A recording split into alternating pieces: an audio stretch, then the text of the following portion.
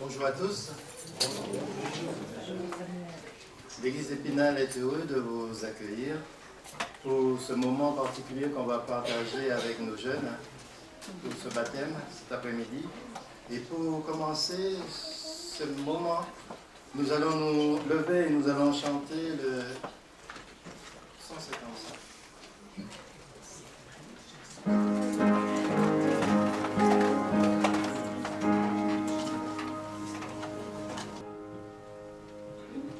Nous allons prosterner la tête pour la prière. Notre Dieu, notre Père, nous voici devant toi pour te remercier pour cette journée que tu mets devant nous et cette joie que nous allons partager avec nos jeunes. Nous voulons, Seigneur, te demander et te remettre tous ces moments entre tes mains et que ton esprit puisse guider tout et que ta volonté puisse être faite. Tout soit fait, toute ta volonté. Au nom de Jésus, nous t'avons prié. Amen. Vous pouvez vous asseoir. Nous allons ouvrir la parole de Dieu et nous allons lire dans Jean, le chapitre 3, le verset 3 à 7. Jean 3. Jésus lui répondit, en vérité, je te le dis, à moins de naître de nouveau, personne ne peut voir le royaume de Dieu. Nicodème lui dit, comment un homme peut-il naître quand il est vieux? Peut-il une seconde fois entrer dans le ventre de sa mère et naître? Jésus répondit, en vérité, je te le dis, à moins de naître d'eau et d'esprit, on ne peut entrer dans le royaume de Dieu. Ce qui est né des parents humains est humain, et ce qui est né de l'esprit est esprit. Ne t'étonne pas que je t'ai dit, il faut que vous naissiez de nouveau. Que Dieu bénisse sa parole ce matin, en cet après-midi plutôt. Amen. Et nous allons chanter. Nous allons chanter un moment de louange, le 263.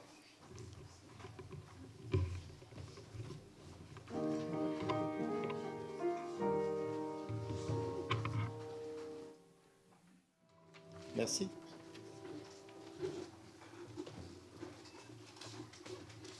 Bonjour à tous. Je vous invite, pour ceux qui ont une Bible avec vous, on va faire juste une petite lecture pour introduire la méditation qui viendra juste après. Alors, la lecture biblique se trouve dans le livre des Romains, chapitre 6, versets 3 à 6. Romains 6, versets 3 à 6.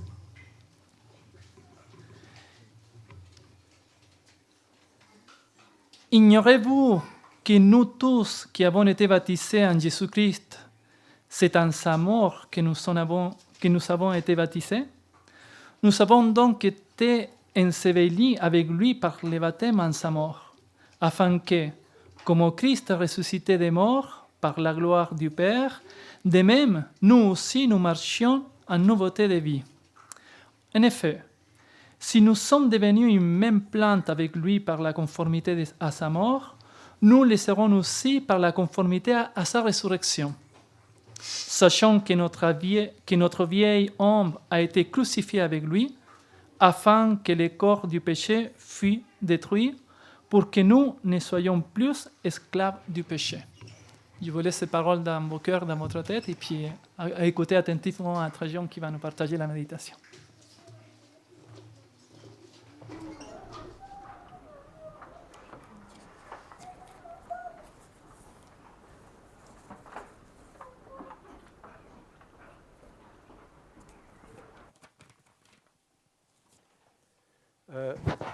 J'ai juste pour essayer, pour voir si ça marche, le micro là, c'est OK? Bien, bonjour à tous, je suis très heureux de vous accueillir cet après-midi, les uns les autres.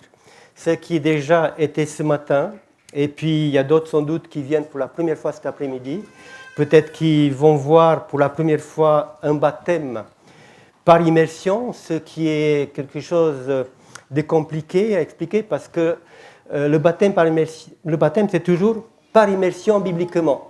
c'est comme si on disait il faut monter en haut, il faut descendre en bas, vous voyez.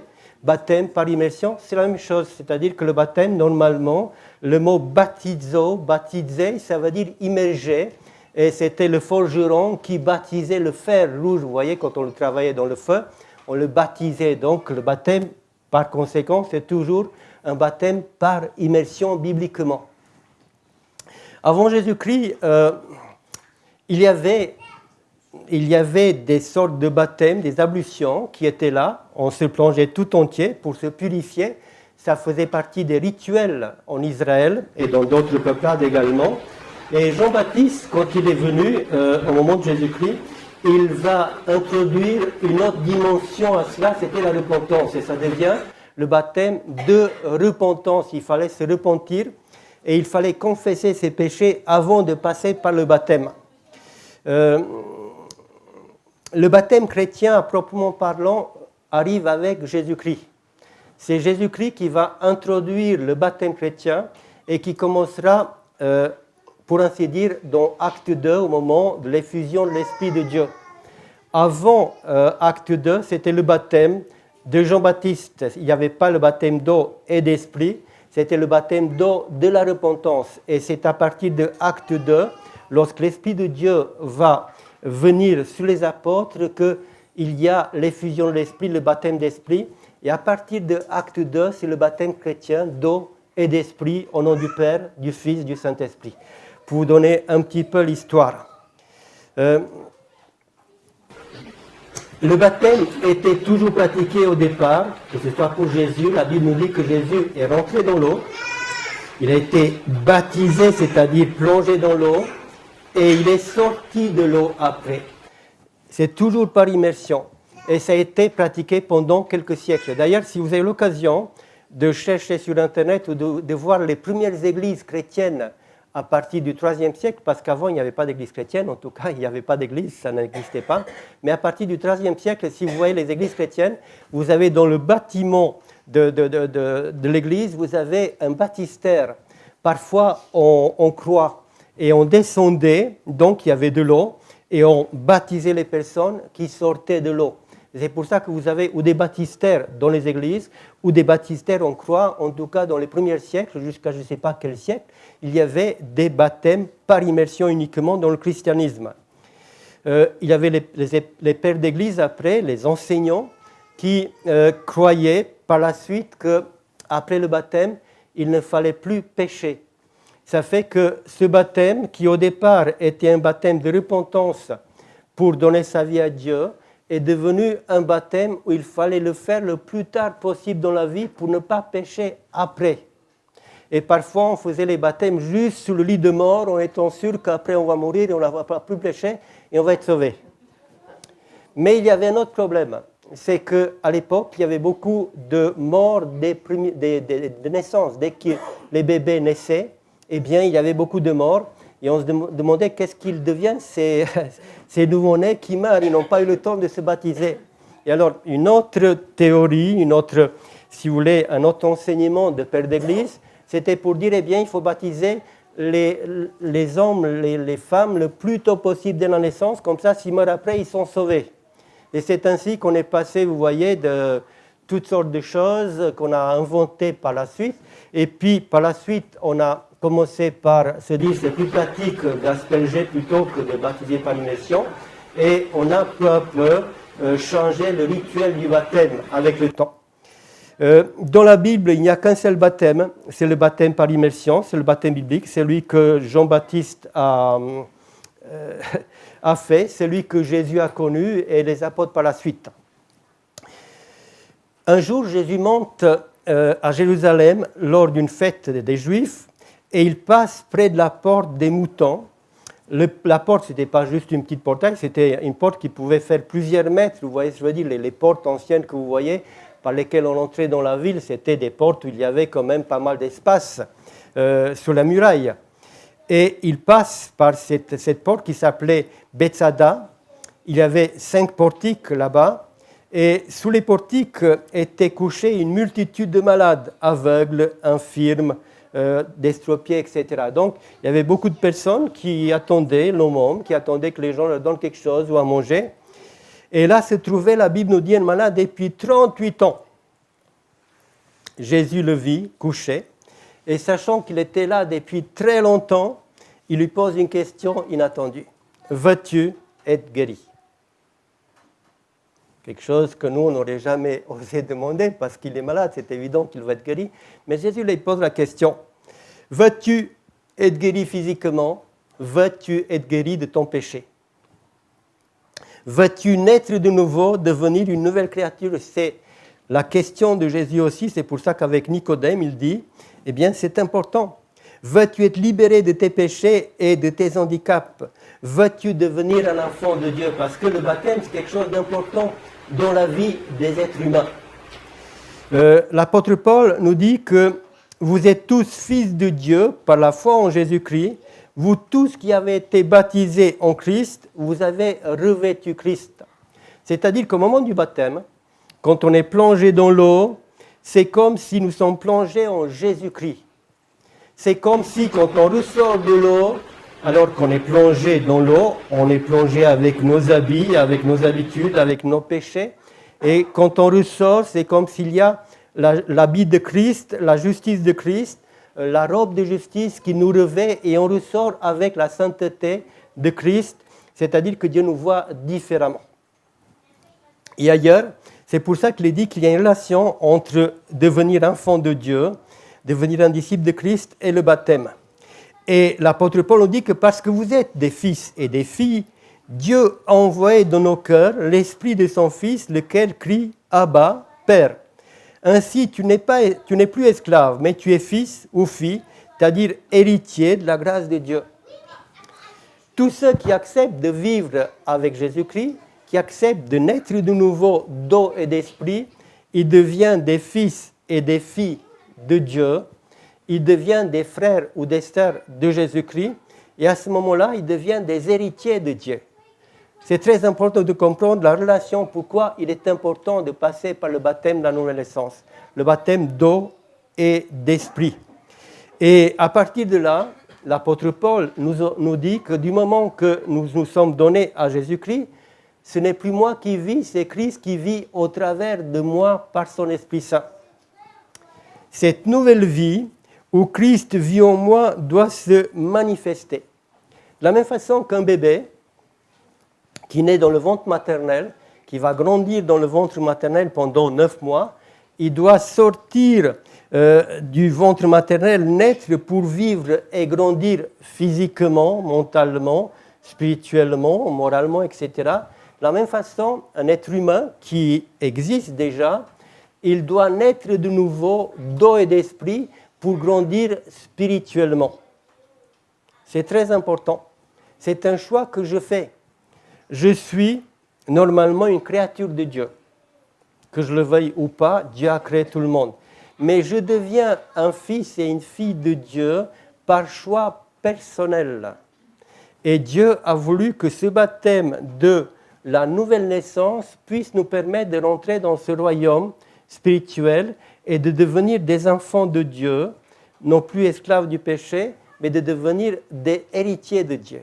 C'est très important de comprendre pourquoi il dit à Nicodème, si un homme ne naît pas d'eau et d'esprit, il ne peut rien comprendre aux choses spirituelles. Il faut naître de nouveau pour pouvoir vivre cette nouvelle vie. De la même façon qu'un bébé doit naître pour pouvoir se développer et grandir, eh bien, nous devons naître d'eau et d'esprit de nouveau pour pouvoir nous développer spirituellement. Ce développement spirituel doit se voir dans la vie. Doit se voir dans la vie des chrétiens, dans la vie tout court. C'est quelque chose qui se voit, ce n'est pas quelque chose que nous allons nous efforcer de faire. C'est l'Esprit de Dieu qui est en nous, qui vit en nous, qui va nous permettre de grandir de plus en plus à l'image de Jésus-Christ, de lui ressembler de plus en plus. Cet Esprit de Dieu qui va nous permettre de reproduire en nous, au travers de nous, la vie de Jésus-Christ. Même la Bible nous dit d'avoir les sentiments de Christ, même d'amener toutes nos pensées captives à Jésus-Christ pour vivre cette nouvelle vie. Donc il y a quelque chose qui se passe. Lorsque Jésus demeure en nous par le Saint-Esprit, eh bien, nous allons acquérir la pensée, les sentiments de Christ qui vit en nous. Le caractère de Christ va de plus en plus se développer en nous. Le fruit de l'Esprit de Dieu qui nous habite, c'est-à-dire l'amour de Dieu, pour Dieu et pour les autres, va de plus en plus se développer en nous.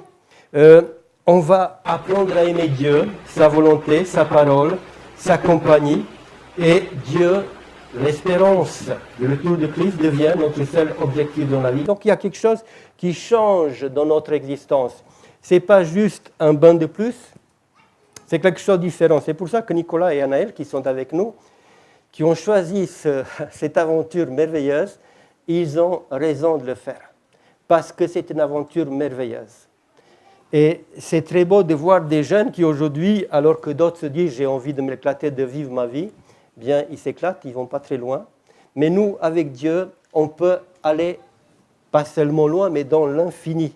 Parce que la vie que Dieu nous propose, elle est infinie, elle ne va jamais s'arrêter. Et la parole de Dieu nous dit que nous sommes baptisés au nom du Père, du Fils et du Saint-Esprit.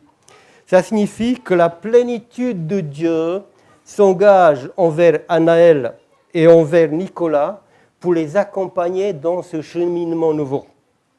Ce n'est pas juste un petit peu de la puissance de Dieu, mais la plénitude de Dieu, le Père, le Fils, le Saint-Esprit s'engagent.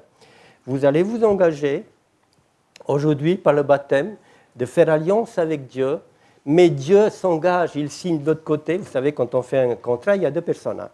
Il y a la personne qui propose le contrat, qui signe, et puis la personne qui accepte le contrat. Eh bien, aujourd'hui, vous avez accepté de signer ce contrat avec Dieu, mais Dieu s'engage, il signe vis-à-vis de vous.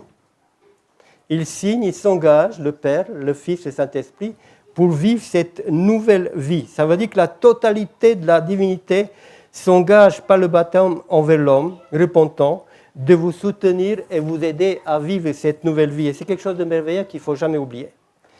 Même si parfois dans votre vie, peut-être vous allez vous éloigner de Dieu, parce que malheureusement, Satan, il est là, on est toujours sur la terre, même nouveau-né, même baptisé, Dieu va toujours rester près de vous, il va toujours vous talonner, comme on dit, vous attendre pour pouvoir vous ramener à lui.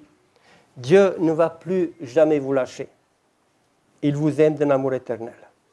Et parce qu'il vous aime, il s'engage publiquement, lui aussi, de vous soutenir jour après jour. Vous êtes baptisés au nom du Père, c'est-à-dire que vous devenez fils et filles de votre Père céleste. Vous devenez des enfants de Dieu par choix personnel, non pas parce que vous avez été créés par Dieu, mais parce que vous choisissez Dieu en tant que sauveur personnel en ce moment.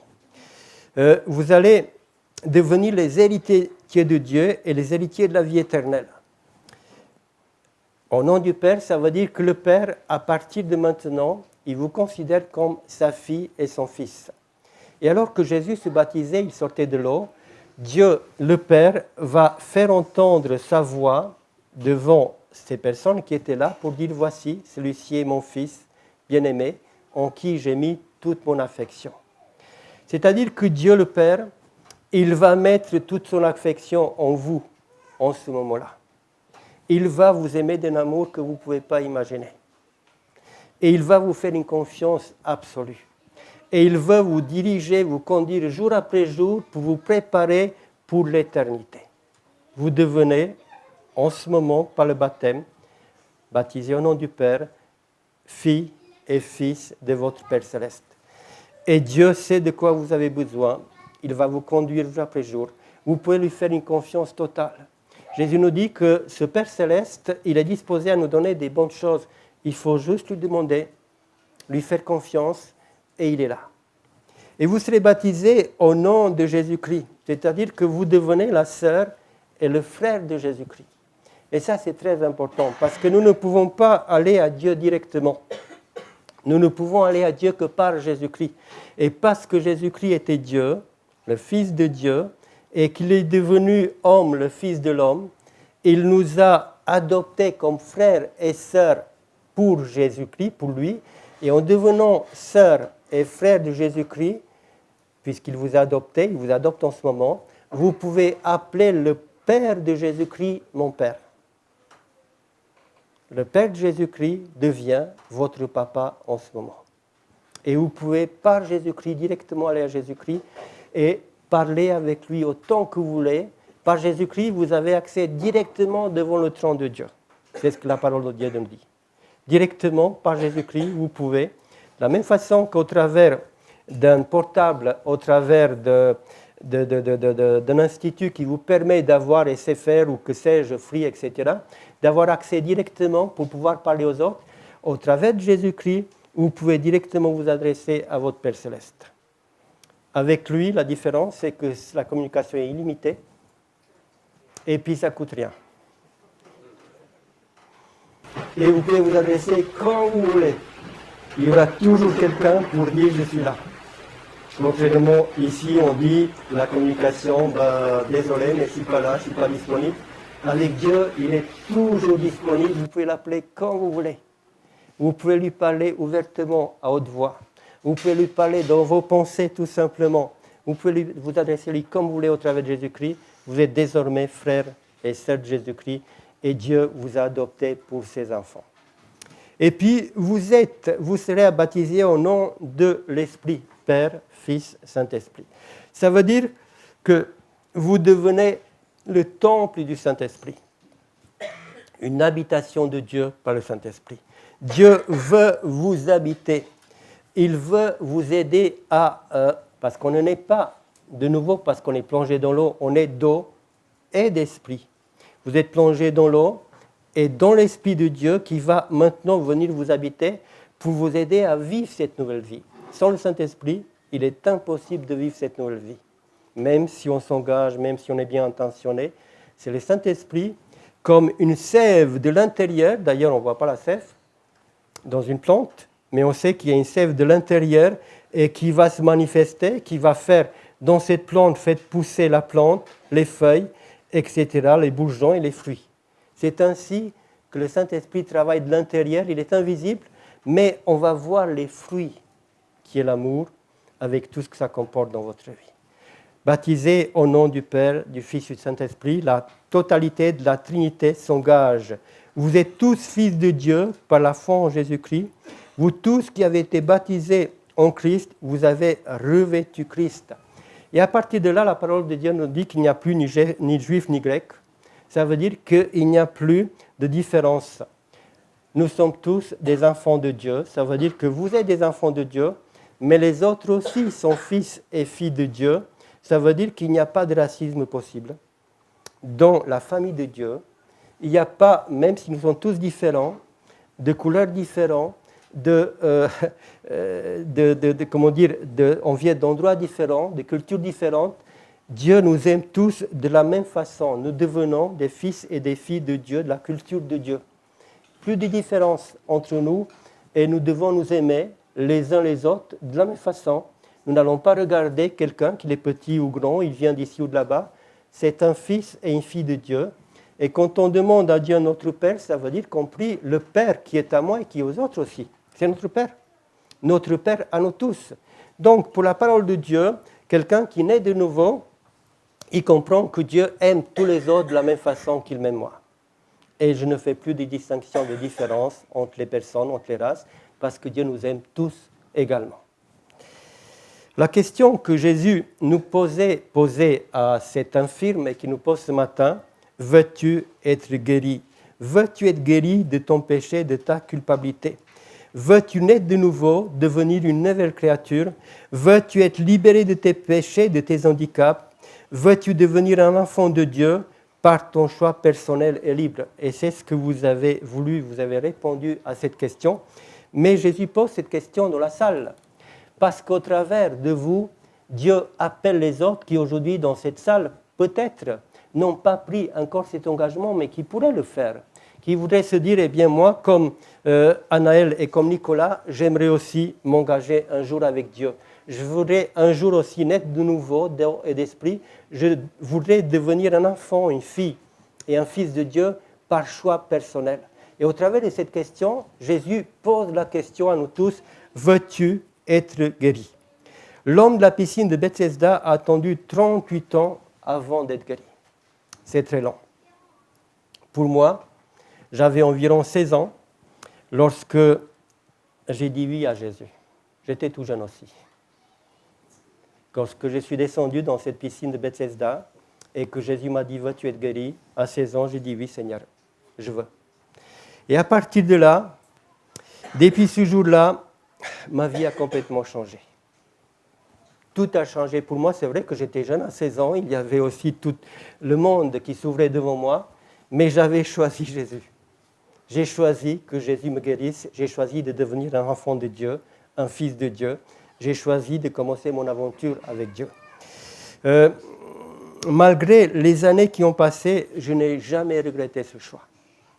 Parfois, il m'est arrivé de m'éloigner de Dieu, de glisser, de m'écarter de Dieu, de m'éloigner de Dieu, mais Dieu ne m'a jamais abandonné.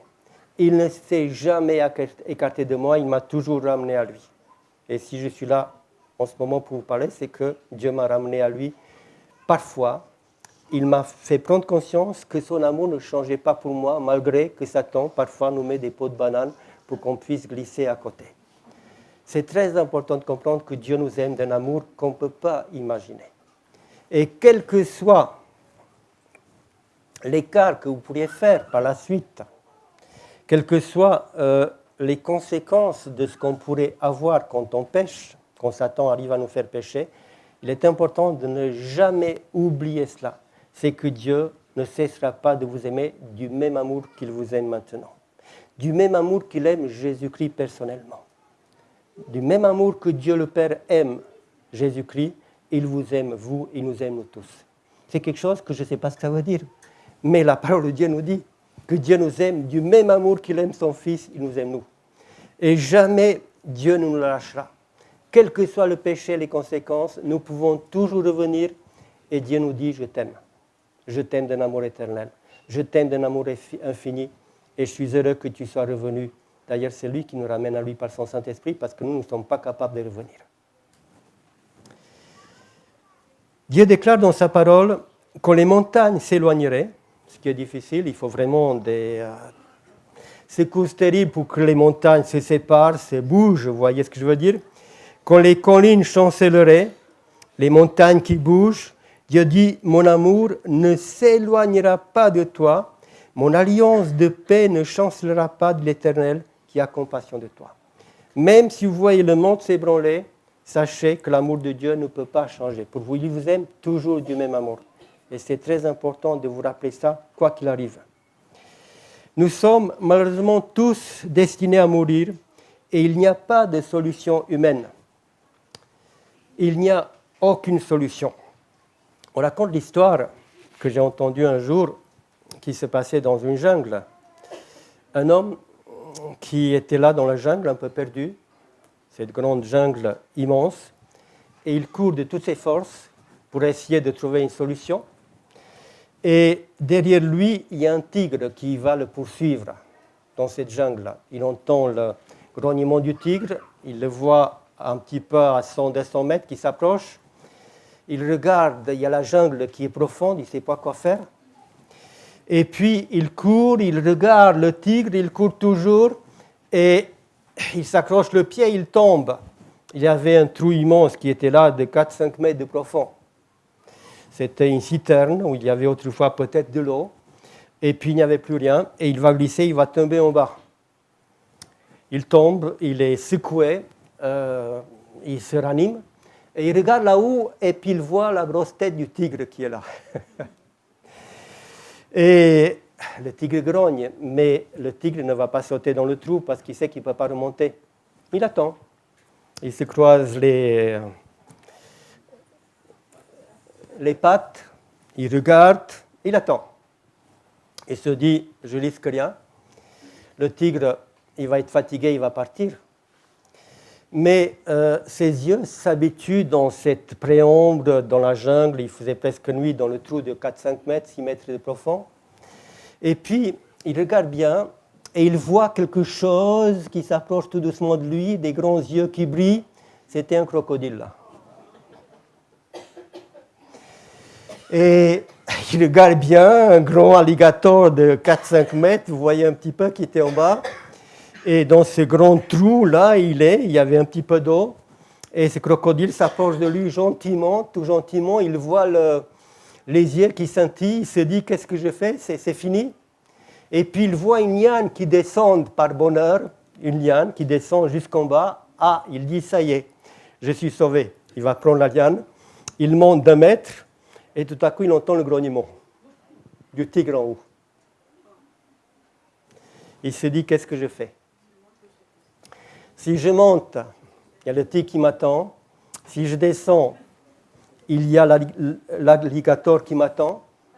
Donc, qu'est-ce que je fais? Il se dit, je vais rester attaché à la liane. Sans doute qu'il y aura une solution par la suite. Il reste attaché à la liane, il essaie de s'attacher le mieux possible. Et puis, avec le silence de la jungle, il entend des grignotements.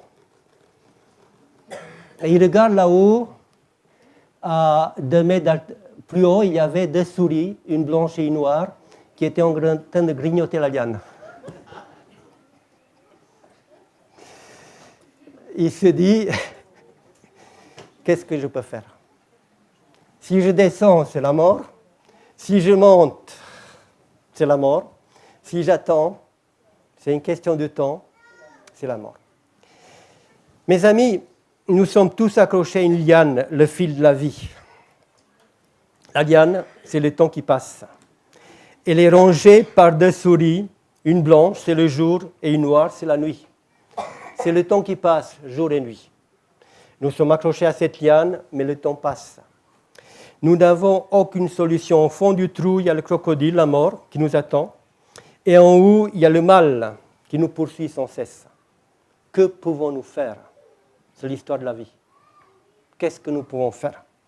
Il n'y a pas de solution humaine. C'est ainsi. Il n'y a pas de solution politique. La science, la technique, la médecine, la religion n'a pas pu empêcher le mal de grandir et n'a pas pu empêcher la mort de continuer. Nous n'avons aucune solution actuellement. Il y a pourtant une solution, une seule. Elle ne vient pas de l'homme, mais nous en sommes tous concernés. Cette solution porte un nom, elle s'appelle Jésus. Elle vient d'ailleurs. Ce n'est ni la politique, ni la science, ni la religion. C'est une personne qui a existé, qui est venue d'ailleurs pour pouvoir nous sauver. Jésus a vu l'homme accroché à la liane, incapable de s'en sortir par lui-même. Alors, il est descendu jusqu'à nous, pour pouvoir nous sauver. Il est venu nous libérer du mal, de la mort, et nous donner une autre chance de recommencer notre vie, une nouvelle naissance. Il est venu nous adopter pour Dieu comme des fils et des filles. Nous avons la solution, c'est Jésus-Christ. Il est venu d'ailleurs, il est venu pour pouvoir nous donner une autre chance, pour nous permettre de recommencer à vivre, et c'est pour ça qu'il nous donne cette chance au travers de la nouvelle naissance, naître d'eau et d'esprit. Nicolas et Anaël ont dit oui à Christ aujourd'hui par le baptême. Et si dans la salle, tout à l'heure, nous aurons l'occasion de vous donner l'occasion, si dans la salle, le Seigneur vous parle en ce moment, le Saint-Esprit, et que vous avez envie aussi, après avoir entendu le témoignage de Nicolas et Anaël, si vous avez envie de vous dire, j'aimerais bien un jour, aussi moi, faire l'alliance avec Dieu, naître d'eau et d'esprit, naître de nouveau, plus tard. Mais un jour, j'aimerais aussi passer par ces eaux du baptême. Eh bien, tout à l'heure, nous vous donnerons l'occasion. Vous pourrez vous avancer et nous allons pouvoir prier aussi quand on priera pour les futurs baptisés. Nous allons prier pour vous aussi, pour que le Seigneur vous aide dans ce joie, qu'il puisse se concrétiser. En attendant, nous allons poursuivre ce moment avec un chant.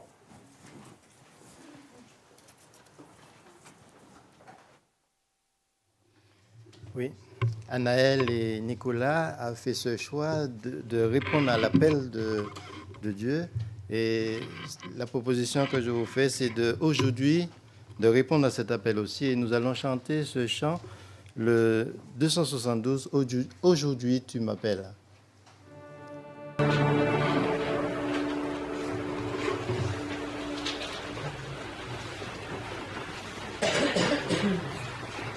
Voilà, nous allons faire connaissance avec nos néophytes qui vont passer dans le baptême. Donc, je demande à Nicolas et à Naël de venir ici en ce moment. Et nous allons entendre leur témoignage pour savoir pourquoi ces jeunes, si jeunes, ont-ils décidé, ont-ils choisi Jésus dans leur vie et décidé de passer par ce moment de baptême. On va laisser à Nicolas la place de nous le dire. Moi, comme le pasteur vient de le dire, je vais vous expliquer en fait qu'est-ce qui m'a donné envie de me faire baptiser. Donc tout a commencé l'an dernier quand j'étais au Camporé Explo 2016. Donc j'avais déjà une petite idée dans ma tête de me baptiser, mais ça restait toujours incomplet. Je ne savais pas quand le faire, je ne savais pas si j'étais réellement prêt. Et en fait, quand nous sommes arrivés, nous étions environ 300 explos, donc on avait tous entre 14 et 16 ans. Et en fait, j'ai pu faire des rencontres avec eux, on a ri ensemble, on a travaillé ensemble, nous sommes devenus amis. On a passé des temps spirituels ensemble, donc environ 2 par jour, où nous chantions, nous prions, nous étudions la Bible. Et un jour, donc le jeudi, il y a eu une activité un peu plus particulière des autres jours. Donc en fait, le principe, c'était que les animateurs avaient dispersé partout sur le camp des stands un peu spéciaux où le principe c'était donc tu avais une feuille, tu faisais ce qu'il y avait écrit sur la feuille, sauf que chaque feuille avait une sorte de spécialité, c'est que ça ramenait toujours à la prière. Donc je m'explique. Donc par exemple, il y avait un stand à côté d'un ruisseau. Le principe c'était qu'on te demande de prendre une pierre, de prier dessus en demandant au Seigneur de te pardonner de tes péchés, de ce que tu as fait de mal pendant la semaine, le mois, ou voilà. Et après avoir fait ça, on l'a jeté dans l'eau comme si on se débarrassait de ses fardeaux. Et en fait,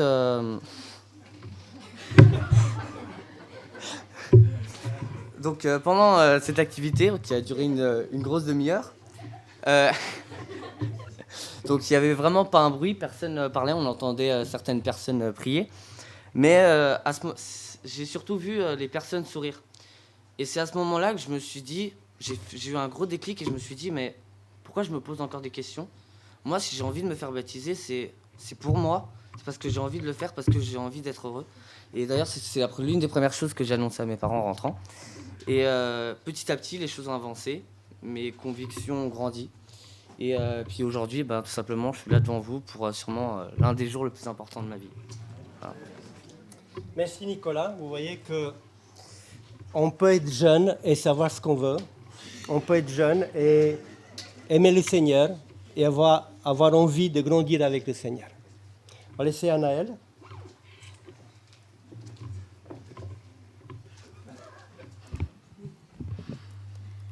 Donc moi en fait c'était un jour, je sais plus exactement quand, mais je m'étais posé une question, c'était pourquoi je ne me suis pas encore baptisée. Je me suis mis...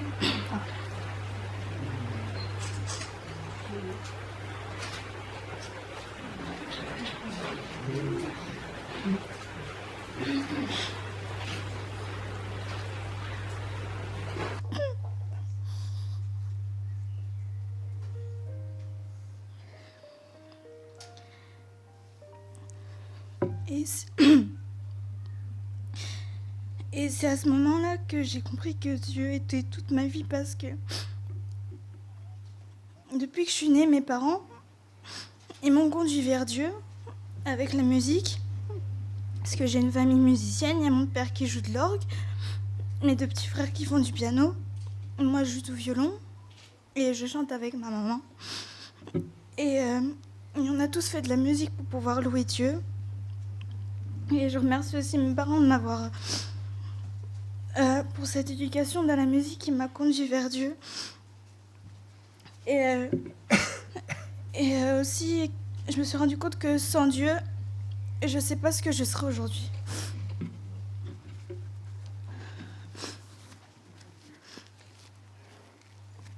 Parce qu'il m'a toujours guidée, il m'a toujours été là à l'école, dans la musique. Et c'est pour ça qu'aujourd'hui, j'ai décidé de me lier à lui aujourd'hui. Tout simplement parce que sans lui, je suis rien.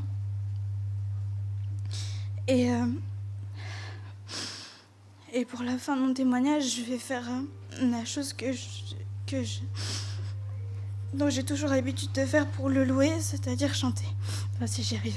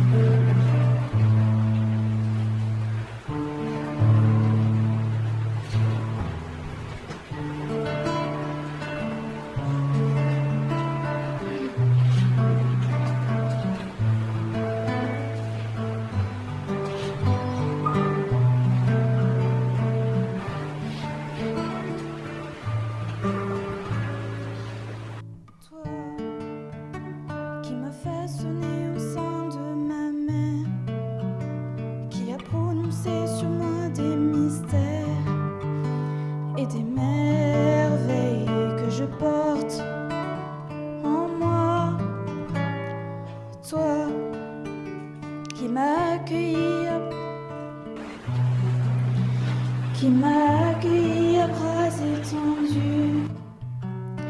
Et ce cœur de père s'est ému pour moi. Oh, toi qui m'as vu te renier pour me perdre, tu ne cessais de crier dans le désert que tu m'aimais, que je comptais pour toi. Toi qui ne considère plus ce que j'étais, mais qui regarda ce que je serais, comme un sujet d'honneur et de joie. Toi qui as semé dans ma vie des trésors, et le précieux don que souvent j'ignore, tu me bénis, tu le feras encore. Oh, toi qui me chéris depuis le premier jour, je ne saisis l'étendue de cet amour. Je t'ai trahi, mais tu m'aimes en retour. Oh, toi qui m'as vu te renier pour me perdre, tu ne cessais de crier dans le désert que je me aimais, que je comptais pour toi. Oh, toi qui ne considère plus ce que j'ai fait, mais qui regarda ce que je ferais, comme un sujet d'honneur et de joie. Tu m'as élevé comme un fils, aimé de tout ton cœur. Je t'ai rejeté tant de fois, malgré tout l'amour que je laissais, je l'ai oublié tant de fois. Malgré tout l'amour que j'ai eu, tout ce que j'ai reçu, je n'ai pas eu d'égard pour toi. Mais amour injuste, tu m'as sauvé. Dans mon amour injuste, tu m'as guéri. Je ne méritais pas, mais tu m'as pardonné. Je n'en étais pas digne, mais tu m'as pardonné. Oh, oh, oh. Père, je veux te remettre ma vie entière. Je ne veux plus retourner dans je t'appartiens et c'est toi que je sers, ô Père.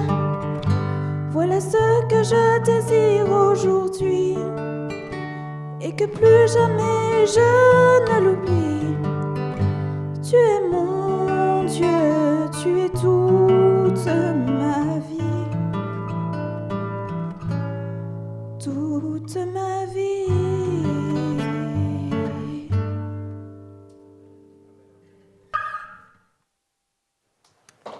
Voilà, le chant faisait partie du témoignage d'Anaël. C'est un moment émouvant parce que c'est vrai que c'est merveilleux de pouvoir donner sa vie si jeune, volontairement, sans que les parents soient derrière pour les pousser, pour les obliger. C'est un choix personnel de Nicolas et d'Anaël, un choix qu'ils ont choisi eux-mêmes. Et dans un instant, nous allons nous mettre à genoux avec Nicolas et Anaël pour un moment, pour une prière de consécration. Nous allons chanter avant « Tu peux naître de nouveau ». Et si pendant ce chant, il y a des jeunes, des moins jeunes, qui n'ont pas fait encore alliance par le baptême de la nouvelle naissance et qui souhaiteraient un jour, plus tard, faire cette expérience merveilleuse de la nouvelle naissance et passer aussi par cet engagement que Nicolas et Anaël sont en train de passer. Vous avez entendu leur témoignage, leur désir. S'il y a des personnes dans la salle qui souhaitent se joindre à nous pour cette prière de consécration, pendant que nous allons chanter ce chant, vous allez vous lever, nous allons tous nous lever, vous allez tout simplement venir devant, sur l'estrade, et vous allez vous associer à ce moment, à cette prière de consécration. Donc je vous invite à vous lever et de chanter ce chant « Tu peux naître de nouveau ». Nous pouvons tous naître de nouveau, quel que soit notre âge, quelle que soit notre expérience, quels que soient nos péchés, quelle que soit notre vie. Nous pouvons, avec Dieu, naître de nouveau et tout recommencer. Pendant ce chant, alors que nous restons debout, je le répète, s'il y a des personnes, jeunes, moins jeunes, qui souhaitent se joindre à cette prière de consécration et qui en ce moment le Seigneur appelle, eh bien, qui n'hésitent pas de s'avancer avec Anaël, avec Nicolas sur l'estrade pour cette prière de consécration.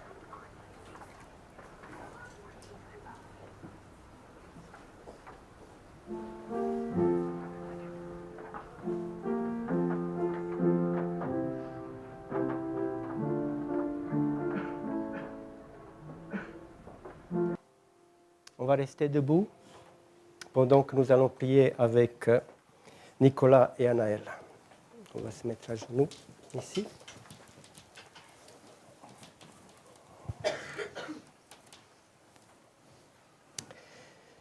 Notre Père, notre Dieu, nous te sommes infiniment reconnaissants pour cet amour infini que tu as envers nous, que tu as démontré en Jésus-Christ. Tu nous aimes de cet amour éternel qui nous dépasse. Tu nous as envoyé ton Fils unique. Tu as pris le risque immense de te perdre pour l'éternité. Tu as pris nos péchés sur toi et tu veux nous accorder en échange ta justice, ta sainteté, ta grâce, ton pardon et la vie éternelle. Nous te rendons grâce parce que tu as appelé à toi, en ce moment, Nicolas et Anaël, Seigneur, des jeunes qui ont choisi de vivre avec toi, de vivre cette merveilleuse aventure qui commence maintenant et qui ne se terminera pas à la fin de cette vie, mais qui se terminera dans l'éternité, qui ne cessera jamais, cette aventure qui sera constamment là. Merci Seigneur parce que par ton esprit, tu as travaillé dans leur cœur, tu les as appelés à toi. Et nous voulons maintenant te demander que tu leur accordes une grâce spéciale dont ils ont besoin. Que cette nouvelle naissance d'eau et d'esprit, Seigneur, puisse être une réalité. Et que tu leur accordes la plénitude de ton esprit, Seigneur, ce baptême d'esprit dont ils ont besoin, afin de pouvoir vivre cette nouvelle vie avec toi. Que tu les bénisses, que tu les accompagnes jour après jour, que tu les soutiennes. Et que si toutefois ils s'éloignent de toi, Seigneur, que tu les ramènes, parce que tu es de l'amour infini et tu as toujours le pardon en réserve pour chacun d'entre nous. Bénis-les, soutiens-les, Seigneur, et bénis aussi leurs parents, leurs familles, afin que leurs parents soient pour eux aussi un soutien et que tu puisses bénir aussi cette église à laquelle ils appartiennent, cette église d'Épinal, Seigneur, afin que nous aussi nous puissions être là pour les soutenir, les aider et que nous soyons là pour les aider à continuer à grandir avec toi, à vivre cette nouvelle vie. Nous te remercions, Seigneur, parce que nous savons que tu nous aimes, que tu les aimes et que tu nous exauces toujours en Jésus-Christ. Amen.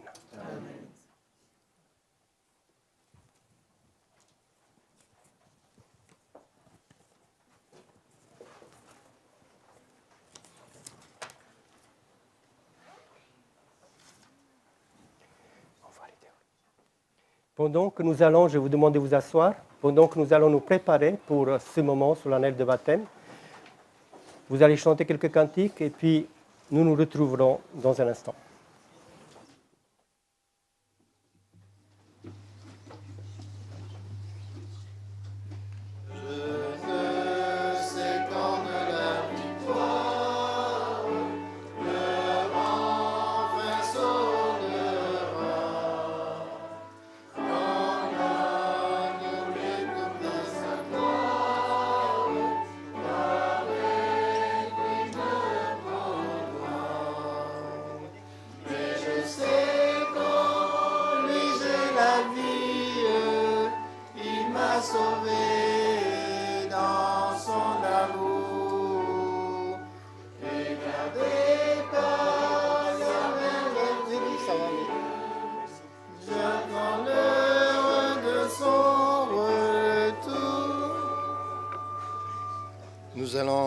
Nous allons préparer le cantique, le 393. Et nous allons chanter la première strophe.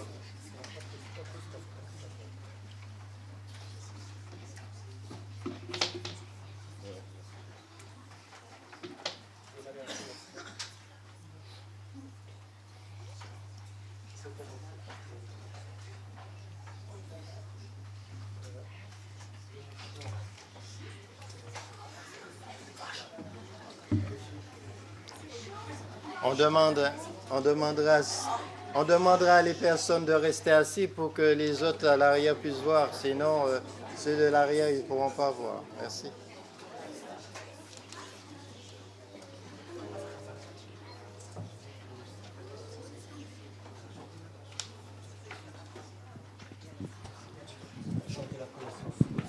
On va commencer la première strophe telle que je suis.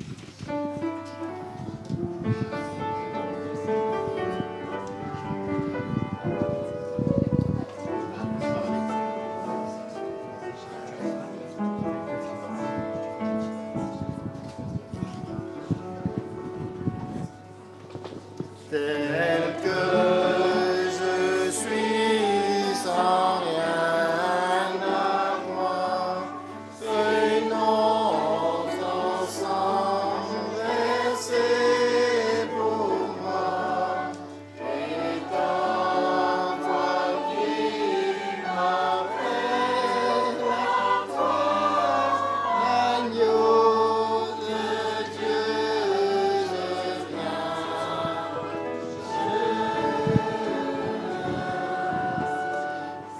Je vous demande de vous asseoir, c'est plus facile pour tout le monde de voir, s'il vous plaît. Mon cher frère Nicolas, selon ta profession de foi et l'ordre de notre Seigneur et Sauveur Jésus-Christ, je te baptise au nom du Père, du Fils et du Saint-Esprit. Amen.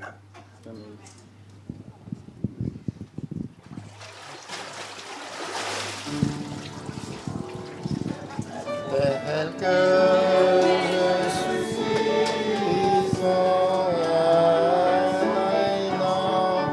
en poids au doute à chaque instant, lui donne plein don de ton agneau de Dieu, je viens.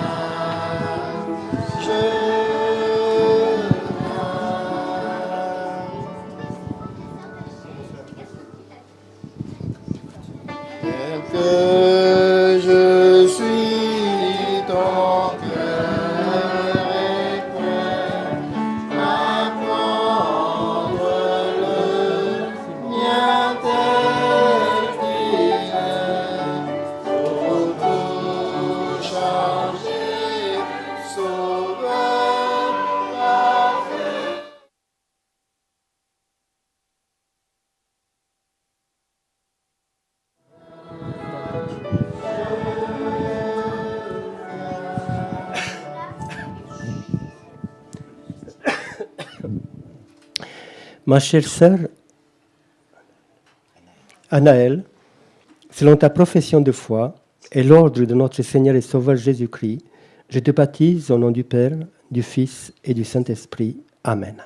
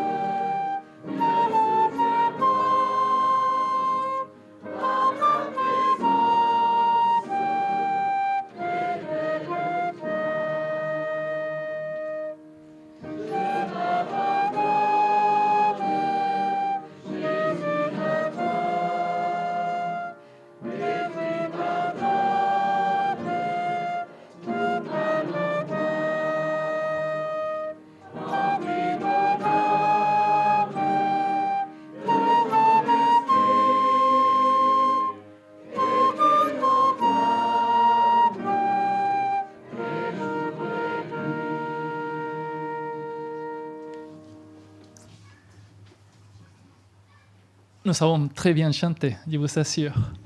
J'aime bien les moments de louange parce que ça nous inspire aussi à nous approcher de Jésus-Christ et surtout quand on réfléchit par rapport à la parole, ça aussi, ça nous provoque des choses dans nos cœurs. Et je sais que vous avez envie aussi de continuer à chanter, mais je vais vous calmer un petit peu. On va continuer à louer le Seigneur avec la louange, mais à ce moment-là, nous allons partager ensemble trois petits moments de louange. Anaël, il va chanter un chant avec nous. Alors je vous invite à écouter attentivement Anaël. Suite Anaël, un petit groupe, dans le programme j'ai un groupe malgache, mais je pense que c'est 2 ou 3 frères qui vont nous chanter, partager avec nous. Et suite, juste une troisième, Anaël avec Adriel. Avec Amiel, mais Adriel il va jouer le piano. Ouais, voilà. Alors tous les 3 frères ils vont aussi préparer un petit moment de louange. Alors je vous invite maintenant à écouter et puis à louer le Seigneur avec le cœur, en écoutant la parole, en méditant sur la louange qui viendra dans la suite.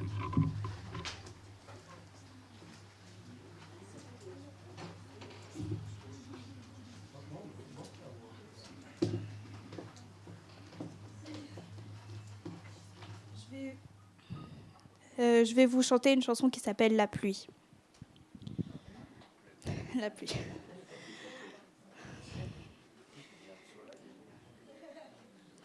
Les nuages déversent la pluie et tout est gris. Et moi, devant tout ce décor, j'en éprouve de l'ennui. Mais quand je pense aux fruits que nous produit la pluie, je t'en suis reconnaissante. C'est pourquoi moi je te chante. Seigneur plein de sagesse, Seigneur tu amour. Seigneur plein de tendresse qui nous bénit chaque jour. Fais-moi connaître tes voies, enseigne-moi tes sentiers, conduis-moi dans ta vérité jusqu'à l'éternité. Toute ma vie de tous les jours, il peut me voir aussi. Et même si ce que je fais n'est pas toujours très réussi, mais comme tu es mon Père qui agit pour mon bien, et en tes voies j'espère, non je ne craindrai rien. Seigneur plein de sagesse, Seigneur, tu es amour. Seigneur, plein de tendresse qui nous bénit chaque jour. Fais-moi connaître tes voies, enseigne-moi tes sentiers, conduis-moi dans ta vérité jusqu'à l'éternité. Seigneur, plein de sagesse, Seigneur, tu es amour. Seigneur, plein de tendresse qui nous bénit chaque jour. Fais-moi connaître tes voies, enseigne-moi tes sentiers, conduis-moi dans ta vérité jusqu'à l'éternité.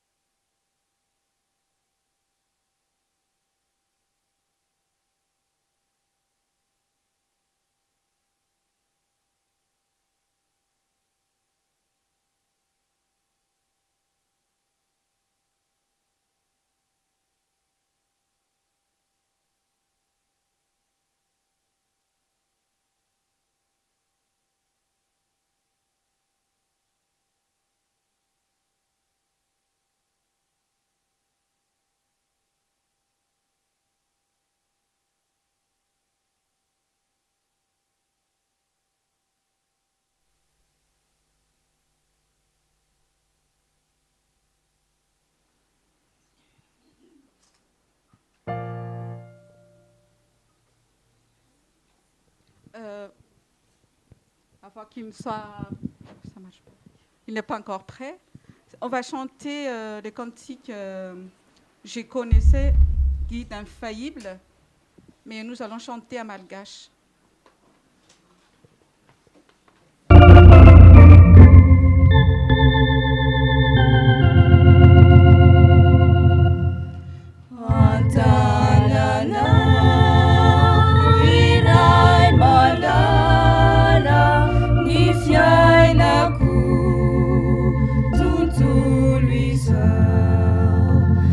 Zunia utiala umatukiamina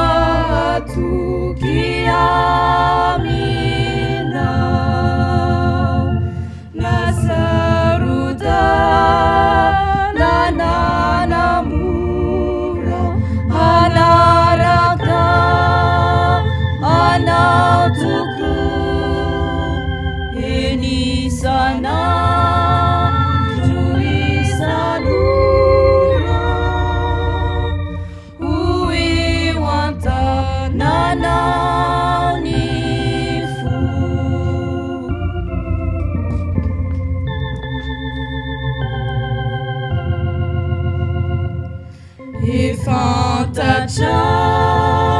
ni alimeku ni adima fizai manzu zitakuna mina misentu tuanu ni finu aku nasaruda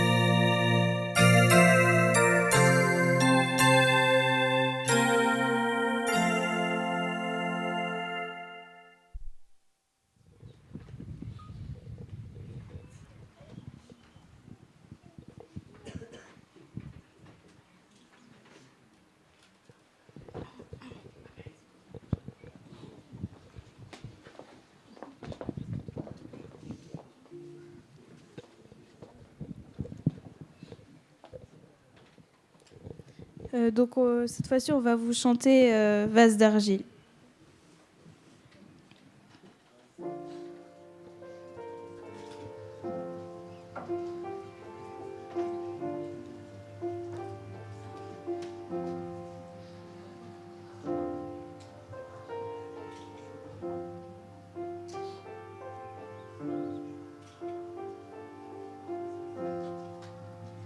J'étais brisée, vide et sans espoir.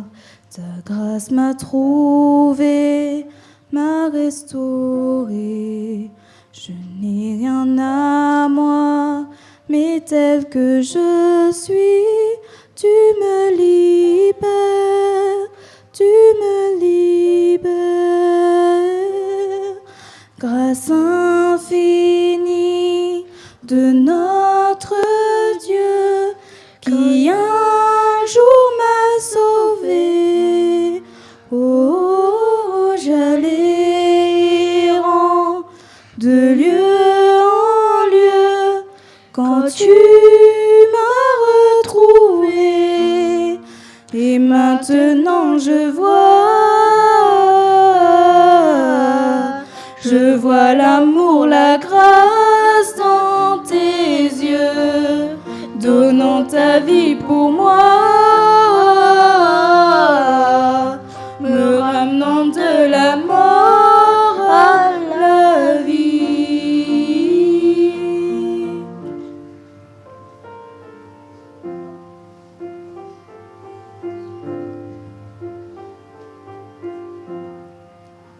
Tu prends nos échecs, tu prends nos faiblesses, tu places ton trésor dans des vases d'argile.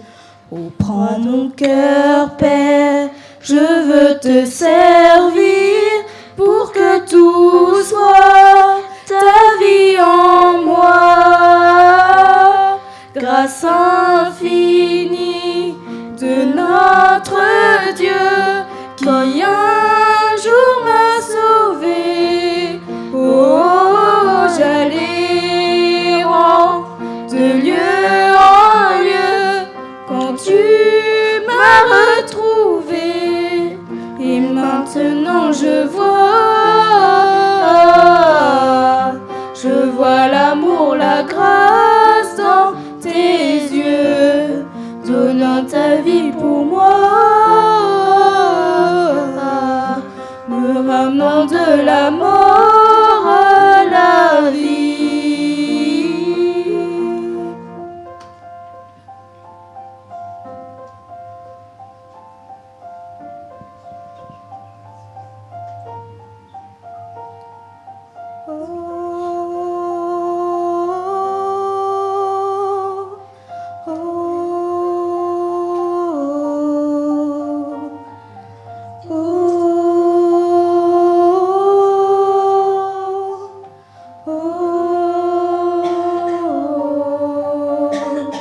Grâce infinie de notre Dieu qui un jour m'a sauvé. Oh, j'allais errant de lieu en lieu quand tu m'as retrouvé. Et maintenant je vois l'amour, la grâce dans tes yeux, donnant ta vie pour moi, me ramenant de la mort à la vie.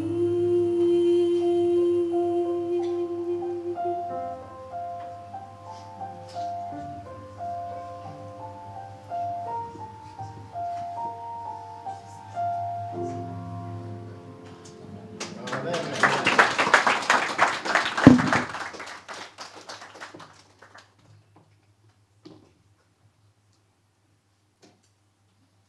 Vous pouvez allumer, s'il vous plaît, qu'on puisse voir. Se voir. Donc, Anaël, tu es parti trop vite. Tu reviens. Nicolas.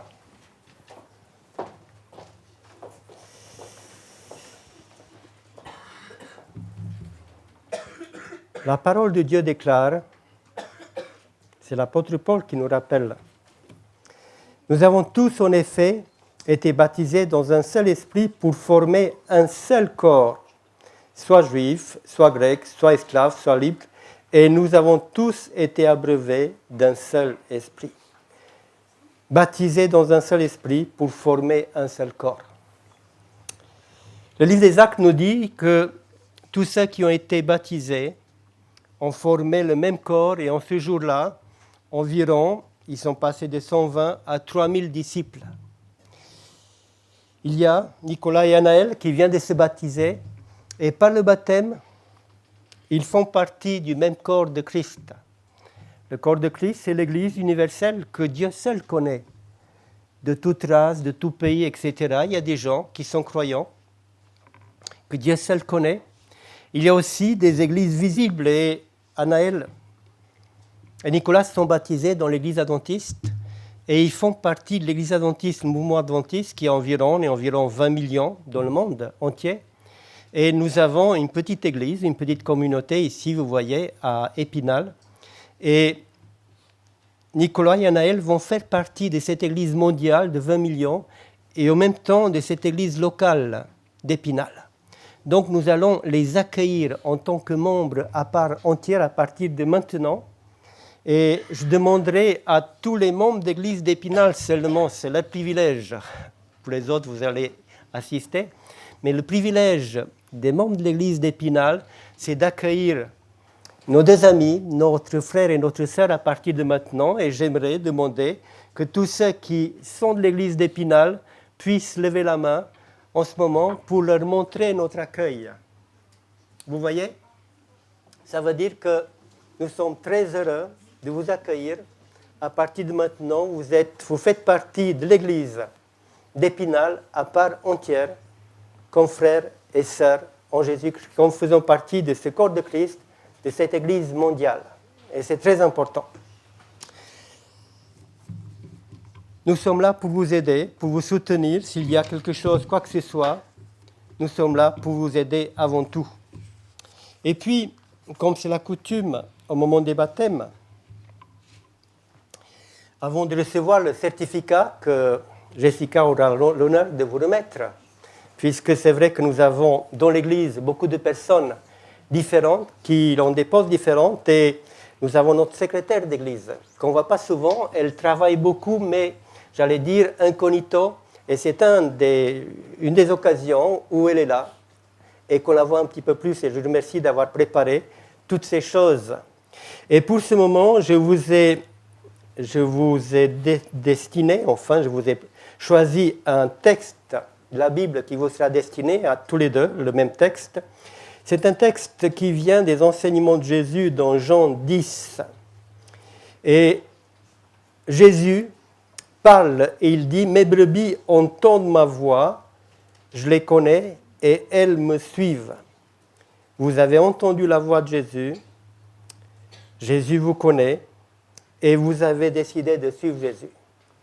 Et Jésus dit « Je leur donne la vie éternelle, elles ne périront jamais. » Jésus vous donne la vie éternelle et il promet que vous n'allez jamais périr et personne ne les ravira de ma main. Là où Jésus vous tient, personne ne peut pénétrer. Aucun démon, aucun être humain, ni Satan, ni personne.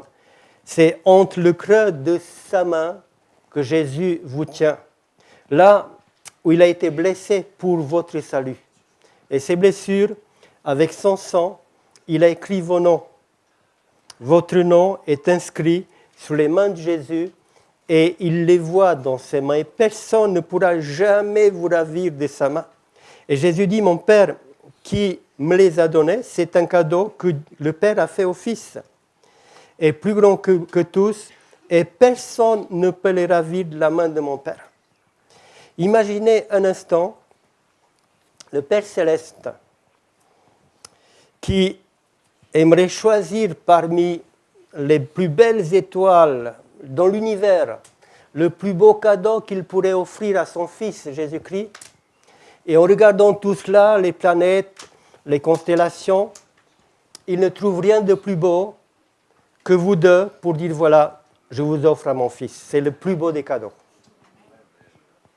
Vous êtes le cadeau du Père Céleste à son Fils Jésus. Et pour cela, vous avez le Père et le Fils qui s'engagent envers vous, que jamais personne ne pourra vous ravir de ça. Alors, que ces passages puissent vous accompagner toute votre vie. C'est quelque chose qui vous est destiné aujourd'hui et qui doit vous accompagner. Mes brebis entendent ma voix, je les connais, elles me suivent. Je leur donne la vie éternelle, elles ne périront jamais et personne ne les ravira de ma main. Mon Père qui me les a donnés est plus grand que tous. Personne ne peut les ravir de la main de mon Père.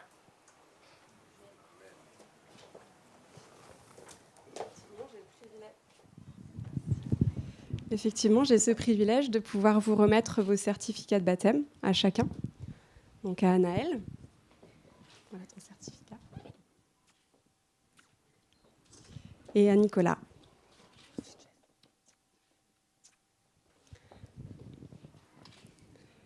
Je vous remettrai également de la part donc, de notre église, d'ici à Épinal, quelques petits présents, notamment quelques ouvrages, et puis aussi un petit présent, quelques fleurs. Voilà.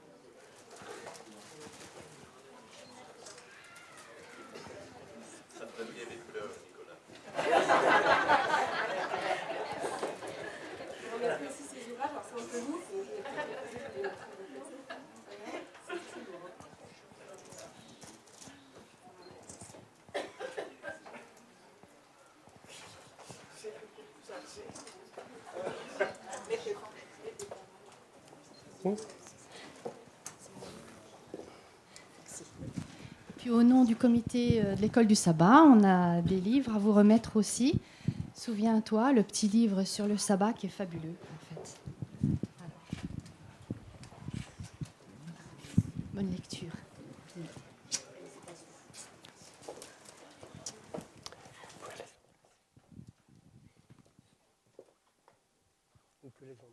J'en profite, comme on est en priorité pour féliciter.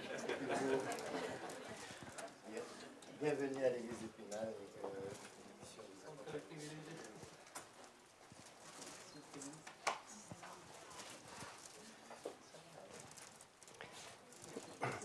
Vous aurez l'occasion dans un instant de pouvoir les embrasser, les cajoler, les féliciter dès que nous allons sortir.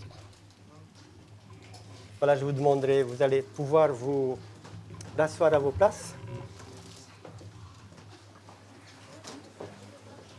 C'est vrai qu'on était devant, alors on avait le privilège de pouvoir les embrasser en première. Vous aurez l'occasion tout de suite. Et puis comme Anaël et Nicolas, ils ont reçu des cadeaux, et aussi ils nous ont laissé 2 cadeaux pour nous en fait. Ils ont partagé avec nous ses chants préférés, et comme j'ai bien compris que vous aimez bien chanter, nous allons chanter alors les chants préférés d'Anaël, que c'est les 442, et puis juste après les chants préférés de Nicolas, les 450. Et les premières d'Anaël s'appellent Comme Abraham le sert. Alors je vous invite à chanter ces 2 chants. Et puis comme je suis sûr que vous êtes forts pour chanter, je vais vous inviter à nous élever en fait. Comme ça, on va les prendre avec plein de puissance et puis chanter ensemble les 2 chants. Je suis assis, c'est le cadeau qui nous partage Nicolas et Anaël pour nous. Comme Abraham le sert, c'est les chants préférés d'Anaël.